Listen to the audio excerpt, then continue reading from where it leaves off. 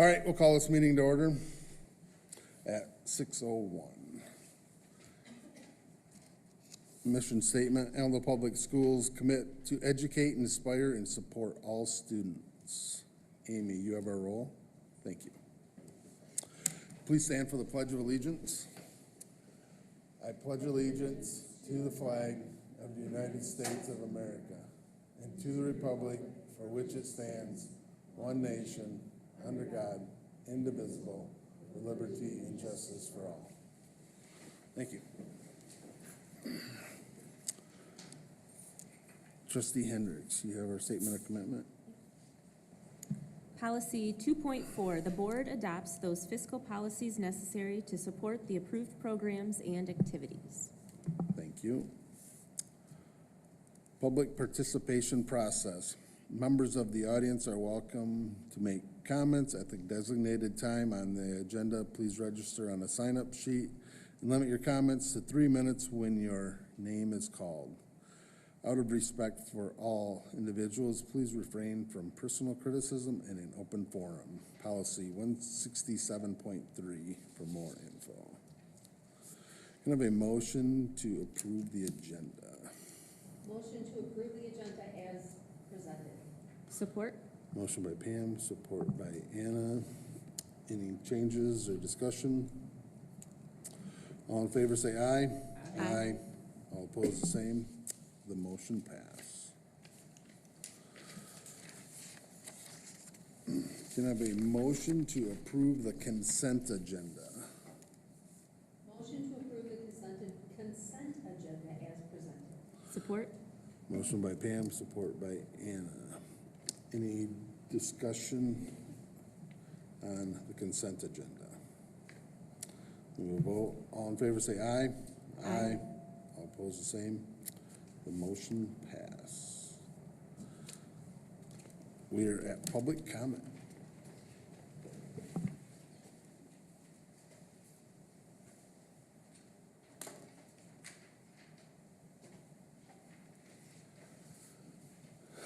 No one is registered at this time. Is there anybody who'd like to make a public comment at this time? And then we will go to committee reports. I do not believe there was a CEB committee this month, so nothing there. So, Dr. Cooper, on to superintendent report, please.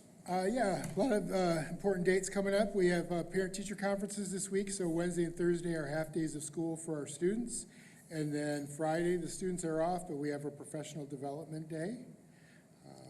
And then we have a big craft show coming up on the 28th. And also, sorry, I skipped over the March 17th is the Evergreen Fine Arts Fair, which is from 6 to 7:30 p.m. at Evergreen. If you have a chance to check that out, that'd be great. And then March 30th is the Oakwood Fine Arts Fair. Again, we have some amazing artists in the district, so if you get a chance to check that out, please do. Next up, so MIRA, which is the manufacturing program that we were chosen to participate in starting this year at our middle school, which is the manufacturing and engineering program, has been, as you know, a tremendous success. And in talking with the folks who've been coordinating that out of Virginia, it's something that the Department of Defense that has sponsored this program is really looking to expand. And they're looking for a school district that's willing to bring some of that learning down to K-5, but also expand into the high school. That is a really big push of theirs to get it at the high school level. So we had the local coordinator come out and do a walkthrough of the high school with myself and Beth Voss and Audra Murphy, our high school principal and curriculum director, and Mr. Plain, because he knows the program so well from the middle school, came over. And they're really excited about the potential to expand this into Allendale. There's right now only one school scheduled to pilot next year. It's in Hawaii. We asked to make a field trip to view, but apparently that wasn't in the budget. But according to, and it's Carrie Stamus, I think I'm saying his name correctly, who's the local coordinator, he believes very firmly that funding would be available. The cost to bring the equipment to the high school is somewhere between $500,000 and $600,000 because this is some pretty intense equipment. If you've gone over and seen the middle school program, for example, there's the welding equipment. It's kind of a standalone sort of floating station, but at the high school, they're big module stations. And so just a lot more intense equipment. But there's every reason to believe that that will be 100% financed. At the K-5 level, what they do is they put together science kits. And we used to order science kits and use them with our teachers. We haven't done that in a few years, but they're just science kits and they're really cool. And they come with like, each kit maybe has 3 or 4 lessons that go with it, but they have training videos for the teachers and just the lesson plans are laid out. And we think that the teachers would really enjoy the hands-on nature of it. So I think the opportunity is here for us. We feel like we have the space at the high school where we could do this. We have a teacher who already teaches similar type classes with the hands-on and tools and also does some computer drafting classes, things like that. We think that he could teach the courses. To start with, they would want us to do one 9th grade class and possibly one 10th grade class. They call the curriculums Mira 1, Mira 2, and Mira 3 at the middle school. So Mira 1 is that 6th grade, 9-week program. Mira 2 is for 7th graders. Mira 3 is for 8th graders. Mira 4, of course, is the 9th grade class. Mira 5, they don't feel like the curriculum is as set yet. And so they feel like there's still some room to integrate some things. So like if the person who teaches our classes has some elements of their current curriculum that would fit, they think there's some space for working some of that in. The cost to us probably wouldn't be in the first year because it sounds like they're gonna finance everything, but we talked about this before, there's consumables, there's things, materials that you use as you're building, whether it's things for the printer, different woodworking materials, things like that. There are consumables that would cost like $12,000 to $15,000 per year. That's really not untypical for a hands-on CTE type course. CTE courses typically have material needs. So I'm really excited about this. I don't know what the board would like more information on. We left the impression that we would like them to continue to move forward and continue to find out, is this fully funded? We would like to move forward thinking about, okay, let's get it scheduled, let's let our kids know. They said because we haven't done it before, so basically none of our high school kids, some of our 9th graders will have had it, but most of our high school kids won't have had this before.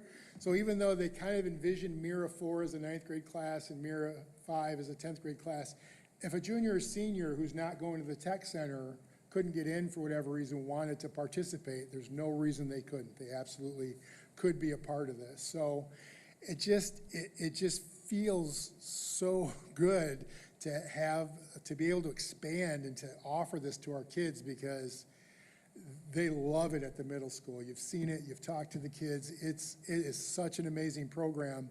And this would make us one of 2 programs in the entire nation putting this on at the high school level. And so I'm just opening this up. I'd like to know what more information you would like to have. I mean, I can try to answer the questions myself, but if not, I can get you the answers. But it just feels like it's not going away. I don't think this is a one-off. I think this is something that they're very excited about. I think it's the kind of thing that we could build upon. It's the kind of thing that if we are able to get to some place where we want to put together a bond proposal, having perhaps some money put in there to build an industrial technology manufacturing building, maybe incorporating robotics, incorporating this engineering class. I mean, the possibilities are endless. We talked about the fact that perhaps we could even open it up as more of a regional CTE extension, so some of the kids in the area like Jenison, Hudsonville, that have to drive to Holland, maybe would drive to Allendale instead. So I think this is a great stepping stone that could really open up some just exciting CTE opportunities for our kids. So again, any questions that you might have, things that I could answer for you. I'm not saying we have all the answers now, but it is evolving, so I wanted to get it out to you as soon as I could. So you say there's one class, is that like semester class, or is it do we know that answer? Is it a full year class? Or? So yes and no. So their recommendation based on the curriculum they've put together is for a semester-long but 90-minute class. So we're currently on 6-period day. The high school staff has been looking at some options like block scheduling perhaps, which keeps the 6th period but breaks it into blocks. Or we've even talked about possibly revisiting trimesters again.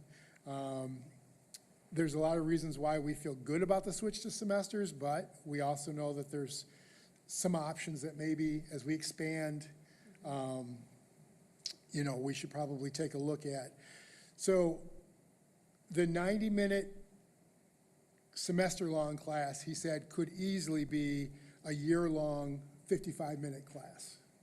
So kind of sorry to give you such a long, convoluted answer to that, but. No, and the follow-up question is to that, is that one class, so offered if it was 6 hours, it would be offered 6 times? No, I think we'd start out by offering it one time because it's an elective, and so again, our kids under our current schedule don't have a lot of electives in their schedule. I think what we would do is, I think it's okay to use Mr. Vargo's name, I hope he doesn't mind, but Mr. Vargo teaches a lot of those hands-on type classes right now, and some of them, you couldn't stuff another kid in there, they're just packed full. But he's got a couple of hours where they're not quite as well attended. He could maybe give up one of those, and so it would replace that class, and we think this would be a good replacement, and he does have the skills to teach that. Last question, would that be a priority, like the 8th graders that have taken it, they would be the first to get off? I mean, we just don't want kids that are into it and then not be able to get into it the next. Yeah, I mean, I would think, especially if you did just the Mira 4 for 9th graders, I would think you would want them to be in there for sure. Yeah.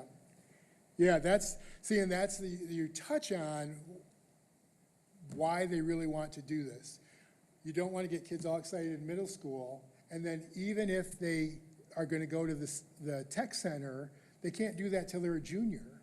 So what happens in that 9th and 10th grade year? How do we keep that momentum going?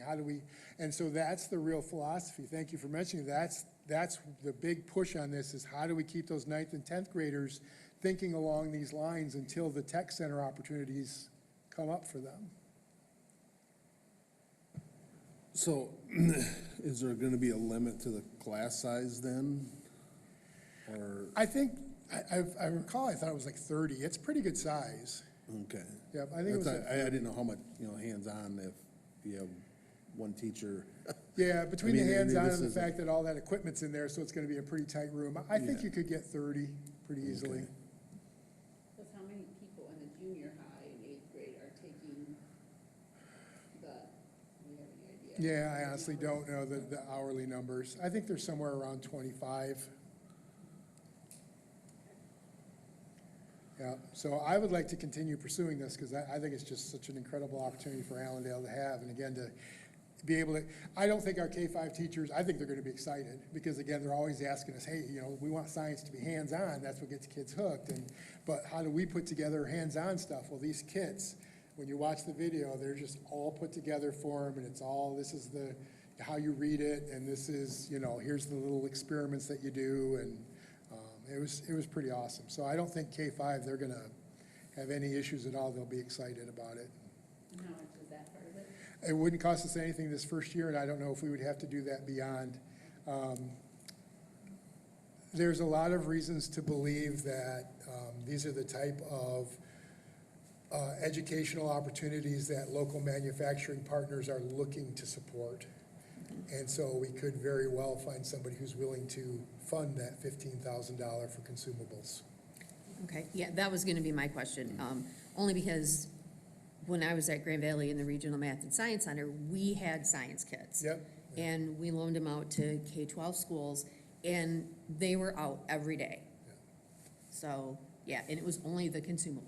We ate the cost for that, at the university, but, yeah, I mean, if manufacturers wanted to partner, that'd be great. Yeah, no, the first year it would be funded, but after that, we'd probably look for a partner to cover those costs. In the structure, is there like a thought of like a co-op after that sophomore year? That these kids, you know, like you said, we get them excited about manufacturing, you know, partnering with a. You could, the problem with that is the legal rules around having someone under the age of 18 in most of those manufacturing Oh, that's places. I just didn't know if that was Yeah. was a thought. That's kind of always been our struggle with co-oping, is because a lot of those places don't want kids under 18, just because the rules about putting them to work and some of the equipment that they have to be around. I'm not saying we couldn't, and we certainly would want to look into that. And that's why this partnership that we've got going right now with the ISD, because they've been very supportive with us. They know a lot of those requirements, you know, as well as anybody. So it's a good question. But yeah, that's one of the things too, where, you know, we talked about even doing like the career day thing, where they would come in and help set up mock interviews for our seniors and stuff to talk about, hey, you want to go into manufacturing? Here's some of the questions, here's some of the things to prepare for. So a lot of good tie-ins with this program. Yeah, I would think you would, hopefully would, you know, you get these tool and die companies, they come in and Yep. even just to spend a day alongside of these students to, hey, this is stuff that we're doing and this is real world stuff that you're doing, and Yeah. would be exciting. Well, and no pun intended, but if you drill into it, you get down to it, the nuts and bolts of why. What did this come from?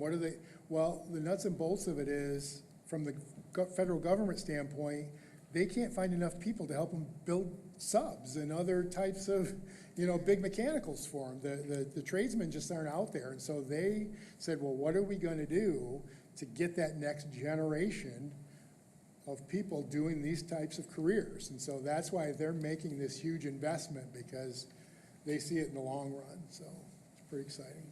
Interesting. I So- think it's a great opportunity.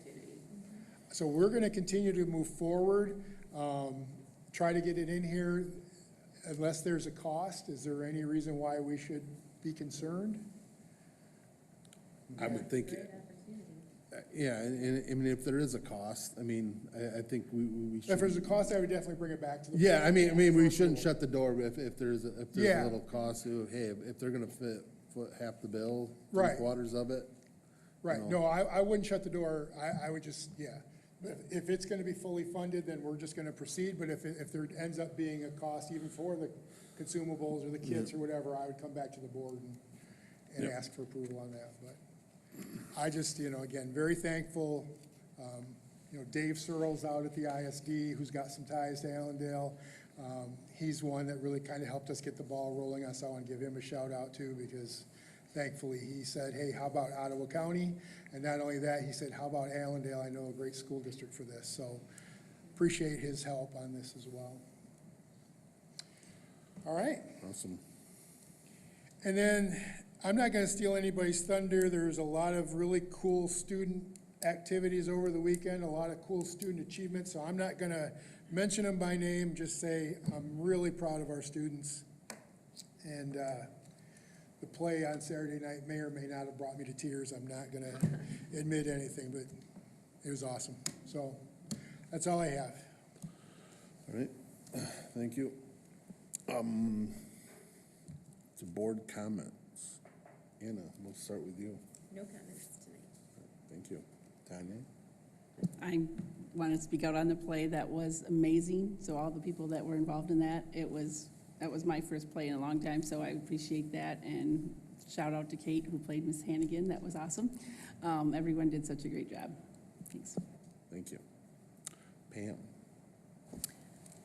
I actually was not able to go, but I have heard wonderful things about it and seen photos all over the place, and just comments have been outstanding. So, yeah, to everyone that worked on that, including, parents that had to bring their kids back and forth, and, it was a wonderful opportunity, and I'm glad that they were able to participate.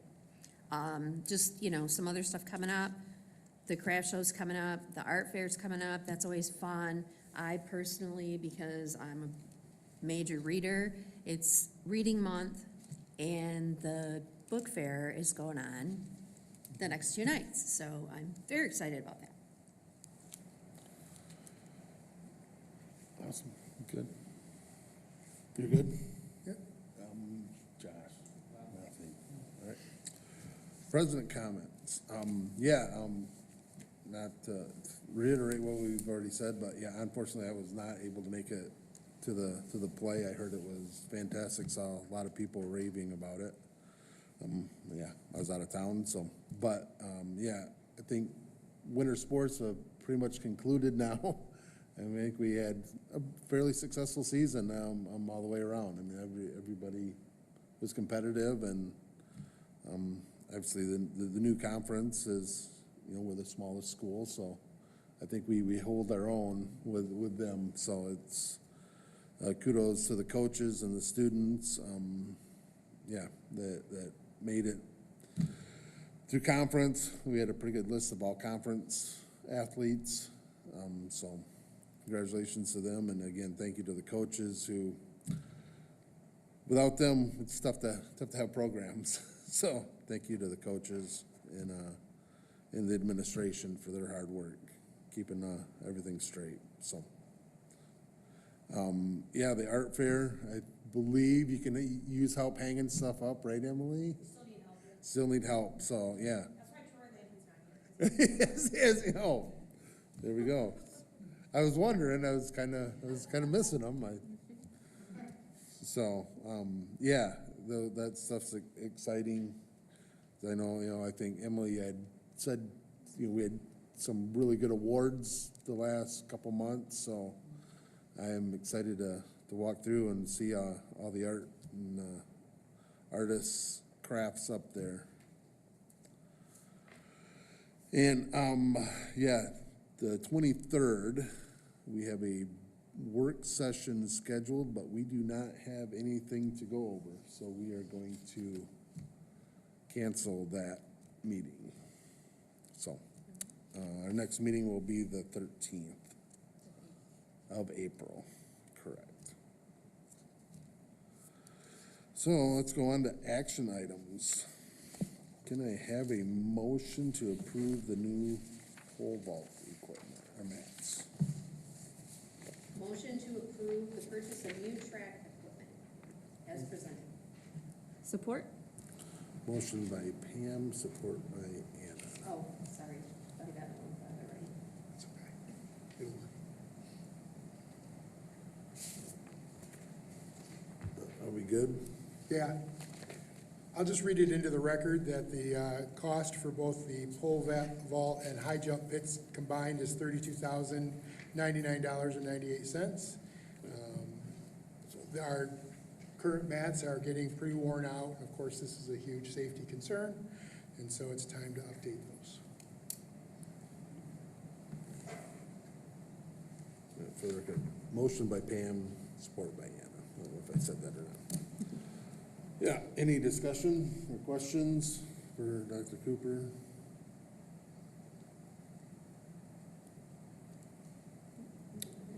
Think for good, roll call vote, please, Amy. DeYoung, Yes. Harris, Yes.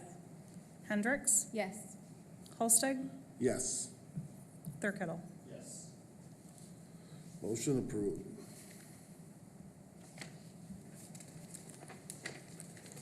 Can I have a motion to approve the purchase of new video storage equipment?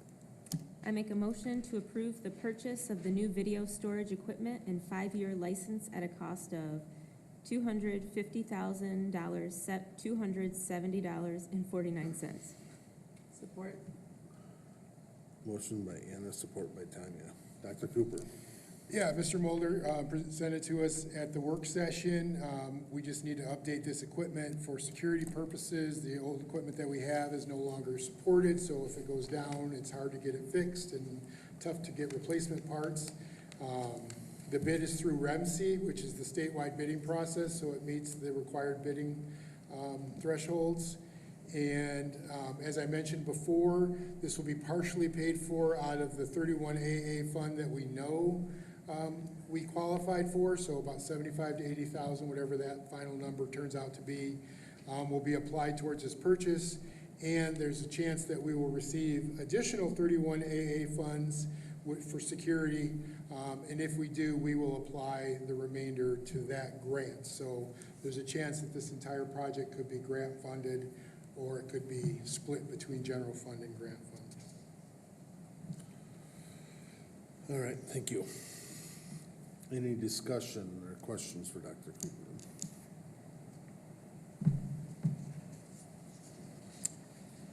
And then Amy, you have our vote, please. Harris, Yes. Hendricks, Yes. Holsteg, Yes, Thurkettle, Yes. DeYoung, Yes. motion pass.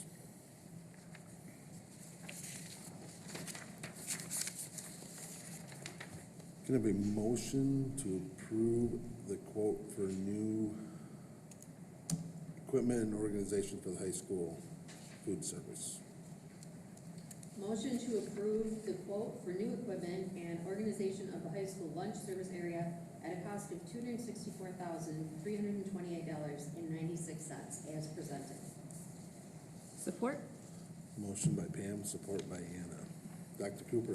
Yeah, this is something that we've been working on for several years. As you know, our food service fund, which is separate from the general fund, it can only be used for food services purposes. The fund balance has continued to increase because right now with the free breakfast and lunch, our reimbursements are quite healthy. It's very prescriptive how these funds can be used, and so we've fortunately been able to purchase some new equipment over the years, but we've been trying to solve the concern we have with making the service at the high school more efficient, because it gets pretty crowded at the beginning of lunch and kids can be in line for 10 or 15 minutes. And so Mrs. Brower, Jody Brower, our food service director, has worked with several different vendors to come out to review the area, done some architectural drawings to take a look at the space that we have. And one of the things you cannot do with these funds is any type of construction work. So you can't take down a wall, you can't do anything like that. So you have to work within the space that you have. And the proposals that she has will, they think, better streamline. So they're going to change some of the serving stations, put in some different types of cooler stations and hot stations that they just think will make the flow much easier, much more efficient. We did talk about the fact that we want this to be a long-term solution. So if we were able, again, to pass a bond that would look at remodeling, doing major remodel to that high school cafeteria to expand it, this equipment is still very purposeful. It's not like a one-off where we're going to use it for a year or two. It's definitely something we'd be investing in for the long term. This will help us bring down that food service fund balance to a more acceptable level from the state. All right. Thank you, Dr. Cooper. Any questions or discussion?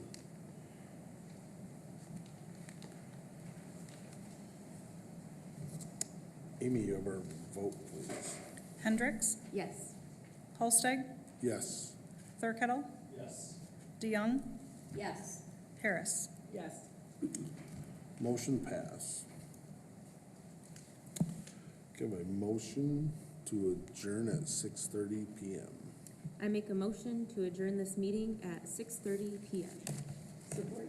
Motion by Anna, support by Tanya. Any discussion? All in favor, say aye. Aye. Opposed, the same. The motion passed. Thank you, everyone.